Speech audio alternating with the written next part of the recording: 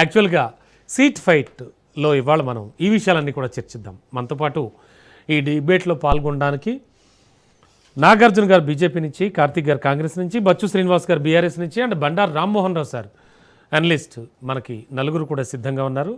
Sir good evening మీ ఇద్దరికి. And Rammohan Rao sir and Srinivas గారు good evening అండి. ఎస్ సార్, మొదట నా దగ్గరలో ఉన్నారు కాబట్టి వీరితో మొదలు పెడతాను. కార్తీక్, ఏం జరుగుతోంది?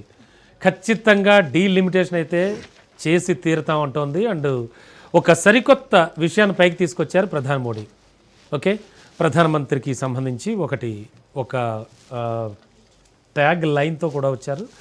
అందులో భాగంగా కొన్ని డిఫరెన్సియేషన్తో అవన్నీ కూడా మనం ఇప్పుడు చర్చిద్దాం. ఏం జరుగుతోంది ఓవరాల్గా? అయితే సార్, ముందుగా ఈరోజు బీజేపీ పార్టీ ఈరోజు దేశంలో చేస్తున్న రాజకీయము ఇది భవిష్యత్తు ప్రజాస్వామ్య దేశానికి చాలా ప్రమాదకరం సార్. ఎందుకంటే భారతదేశంలో గతంలో కూడా భారతదేశాన్ని మొత్తం ఆక్రమించేసేయాలని చెప్పేసి పాశ్చాత్య దేశం నుంచి చాలామంది వచ్చారు. వచ్చిన తర్వాత మన దేశంలో సుభాష్ చంద్రబోస్, భగత్ సింగ్, చంద్రశేఖర్ ఆజాద్ లాంటి చాలామంది వీరులు వచ్చారు. తద్వారా దేశం మళ్ళా మన చేతుల్లోకి వచ్చింది. అట్లాగే ప్రపంచాన్ని మొత్తం జయించాలని అలెగ్జాండర్, హిట్లర్ వీళ్ళందరూ బయలుదేరారు. చివరికి ఏమైంది?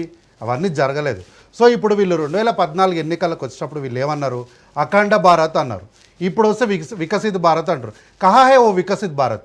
ఎక్ బార్ హమ్కో భీ దిఖావో జీ, సమझाओ కహా హే. మేము కూడా చూస్తాం ఆ వికసిత్ భారత్ ఎక్కడుందో. మేక్ ఇన్ ఇండియా అన్నారు, మేడ్ ఇన్ ఇండియా అన్నారు. ఏమైపోయినాయి ఆ మేక్ ఇన్ ఇండియాలు, మేడ్ ఇన్ ఇండియాలు? ఈరోజు వరకు ఎవరికి అర్థమైతలేవు. అఖండ భారత్ అన్న వాళ్ళు మళ్ళీ ఇక్కడికి వచ్చి వికసిత్ భారత్ అన్నారు, తర్వాత నవభారత్ అన్నారు. ఇన్ని భారత్లు వద్దు సార్, ఉన్న భారత్ని కాపాడండి. ఉన్న భారత్కి ఏం చేశారో చెప్పండి అంటే హాత్రాస్లో ఒక అమ్మాయిని చంపేస్తారు. ఆ అమ్మాయికి సంబంధించిన బూడిదని కూడా తల్లిదండ్రులకు ఇయ్యరు. మీ హయాంలో గొప్పగా ఏం జరిగింది సార్ అంటే, ఒక ప్రధానమైనటువంటి వార్తాపత్రిక మీకు సంబంధించి జనవరి 26, 2025 వరకు ఒక నివేదికనిచ్చింది సార్. లక్షలాది కంపెనీలు, దాదాపు 6.25 లక్షల పైనే కంపెనీలు వీళ్ళ హయాంలో మూతపడిపోయినాయి. ఇట్లాంటి పాలన వీళ్ళు అందిస్తున్నారు.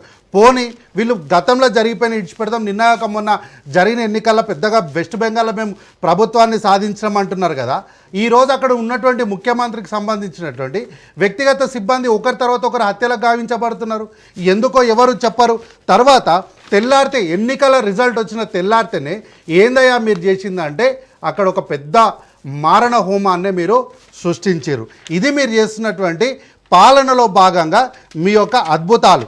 అయితే ఈరోజు వీళ్ళు రాష్ట్రంలో అంటే రాష్ట్రంలో కానీ దేశంలో కానీ వీళ్ళు ఈ దేశానికి మీరు ఏం చేస్తారయ్యా అంటే ఏమీ లేదు. ఏమన్నంటే మేము అంటాం జై శ్రీరామ్, మేము అంటాం భారత్ మాతాకి జై. ఈ రెండు నినాదాలు చెప్తే సరిపోతుంది అన్నట్టు ఈరోజు వీళ్ళు మాట్లాడుతున్నారు. అయితే గతంలో ఈ రాష్ట్ర ప్రభుత్వం అధికారికంగా కులగణన చేసినాం సార్. ఇది కాంగ్రెస్ పార్టీ చేసిన కులగణన కాదు, అధికారికంగా ప్రభుత్వం చేసిన కులగణన. అయితే ఆ రోజు వీళ్ళు మాట్లాడేటప్పుడు ఏమన్నారు?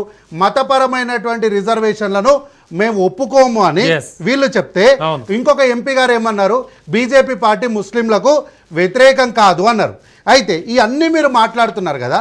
మేము ఈ రాష్ట్రంలో జనగణన చేసి ఎన్ని కులాలు ఎన్ని ఉన్నాయన్నది మేము లెక్కలు తేల్చినాం.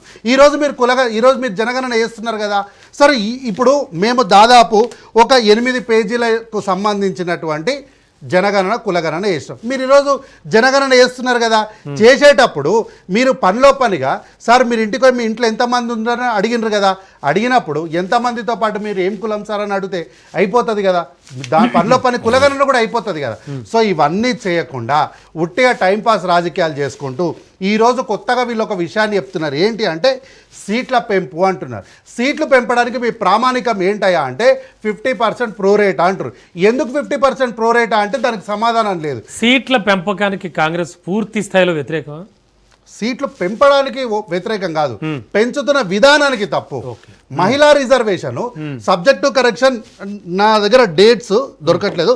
Subject to correction September 19, September 23 నాటికి 2025 నాటికి పార్లమెంట్లో మహిళా బిల్లుకి అన్ని పార్టీలు మద్దతు ఇచ్చినాయి కదా, మహిళా బిల్లు విజయవంతమైందని మళ్ళీ చెప్పేసి ప్రవేశపెట్టడం ఏంటి అనేది మళ్ళీ ఎందుకు ప్రవేశపెడతారు అంటే ఆ రోజు ఇచ్చినటువంటి గెజిట్ తప్ప, లేకపోతే ఒక పని చేయండి, ఆ రోజు ఇచ్చినటువంటి గెజిట్, ఆ రోజు ప్రవేశపెట్టినటువంటి తీర్మానాలు అన్నీ కూడా నల్ అండ్ వైండ్ అయినాయని చెప్పేసి ఒక తీర్మానాన్ని మీరు ప్రవేశపెట్టండి, అప్పుడు మాట్లాడదాం. సో ఇప్పుడు ఏంది అంటే డీలిమిటేషన్ చేయాలి అంటే ఇప్పుడు ఒక చిన్న అంటే సరళంగా అర్థమయ్యే భాషలో చెప్తారు సార్. అందరు రాజకీయ ఇక్కడ అందరు ఉన్నారు పాలిటిక్స్కి ఉన్నోళ్ళే కదా. జనరల్గా ప్రధానమంత్రి కానీ ముఖ్యమంత్రి గారు కానీ సభలు పెట్టినప్పుడు స్థానికంగా నాయకులు ఉంటారు సార్. వాళ్ళందరూ ఏం చేస్తారంటే మీరంతా జనాలను తీసుకొని రావాలి కార్యకర్తలని అని చెప్పి పైన ఉన్న నాయకత్వం చెప్తుంది. అయితే వీళ్ళందరూ క్షేత్రస్థాయిలో ఉన్నటువంటి నాయకులందరూ కూడా అన్ని పార్టీలు చేసే పనే కదా అదే అంటున్నా, అందుకే అందరు నాయకులు ఉన్నారు కాబట్టి చెప్తున్నా. సో క్షేత్రస్థాయిలో ఉన్నటువంటి కార్పొరేటర్ స్థాయి నాయకులందరూ కూడా జనాలను తీసుకురావడంలో మొబిలైజ్ చేయడంలో వాళ్ళు బిజీగా ఉంటారు. కానీ కొంతమంది ఉత్తుతి నాయకులు ఉంటారు, వాళ్ళు వచ్చి స్టేజ్ మీద ఉంటారు. సో కరెక్ట్గా నాయకుడు వచ్చే టయానికి ఈ నాయకులందరూ కిందనే ఉంటారు. అప్పుడు పోలీసు వాళ్ళకు వీళ్ళకు గొడవ అవుతుంది. మేము కష్టపడ్డాం కదా, మేము ఎందుకు పైకి పోవద్దు, వాళ్ళు ఎట్లా పైన ఉంటారు అని గొడవ జరుగుతుంది. సింపుల్ సార్, ఇదే ఫార్ములా. ఇంకా ఇక్కడ నుంచి సౌత్ రాష్ట్రాల నుంచి అత్యధికంగా మీకు డబ్బులు కావాలి, కానీ మాకు ప్రాతినిధ్యం ఇవ్వండి అయ్యా, మాకున్నటువంటి ఇప్పుడు కొత్తగా పిఎం ఆర్థిక సలహా మండలి అదొక కీలక ప్రతిపాదన చేశారు ఆ పేరుతో. అంటే దీనికి సంబంధించి ఆల్రెడీ కొన్ని డివిజన్స్ కూడా చేశారు. యాక్చువల్లీ మీకు తెలుసు అంటే అతిపెద్ద లోక్సభ నియోజకవర్గంలో 32 లక్షల ఓటర్లు ఉండేలాగా సగటున 18 లక్షల ఓటర్లు మనకు తెలిసాము. సో ఇప్పుడు కొన్ని విభాగాలు చేసి ఆ విభాగాల ప్రకారం వెళదాం అనుకుంటున్నాను. అంటే పట్టణీకరణ కానీ అలాగే కులమతాలకు సంబంధించి కానీ ఇలా కొన్ని డివిజన్ చేశారు. నేను అదే అంటారు, మీరు కులమతాలు అంటే ఎట్లా చేస్తారు? మీరు జనగణన చేశారు, ఎన్ని కులాలు ఎన్ని ఉన్నాయో మీకు తెలియదు, ఎన్ని మతాలు ఉన్నాయో మీకు తెలియదు. ఇప్పుడు మీరు పేర్లను బట్టి వాని మతం ఏందో డిసైడ్ చేస్తారు. వాని పేరు కరీం అని ఉంటే వాడు ముస్లిం అని ఫిక్స్ అయిపోయి ఉంటారు, వాని పేరు సామ్యాల్ అని ఉంటే వాడు క్రిస్టియన్ అని మీరు ఫిక్స్ అయిపోయి ఉంటారు. వాడు ఏ మతం మొక్కుతాడు, వాడు ఏ దేవుడిని మొక్కుతాడు, వాని కులం ఏంది ఏం తెలియదు మీకు. వాని పేరు క్రిస్టియన్ విశ్లేషణ చేసి ఏమి లేదు, విశ్లేషణ లేదు, గ్రౌండ్ లెవెల్ క్షేత్రస్థాయి వీళ్ళ దగ్గర డాటా లేదు. ఏంది అంటే ఓన్లీ ఆన్ పేపర్, ఇగో ఇది ఒక థియరీ పార్ట్ తీసుకొని వచ్చి ఈ థియరీ పార్టే శ్రీరామ రక్ష ఈ దేశానికి, రామాయణము భగవద్గీత లేకపోతే బైబిల్ ఖురాన్, ఈ థియరీని మీరు నమ్మండి అంటున్నారు. మేమంటున్నాం ప్రజాస్వామ్య దేశంలో ప్రశ్నకే అగ్రతాంబూలం కదా. ప్రజాస్వామ్యం దేశం అంటే ప్రజాస్వామ్యం అంటేనే ప్రశ్న కదా. సో ప్రశ్న అడిగిన వెంటనే వీడు దేశద్రోహి అని ముద్ర వేసేస్తున్నారు. ప్రశ్న అడిగితే వాడిపైన దాడి చేయండి అంటున్నారు. ఎట్లా కుదురుతుంది?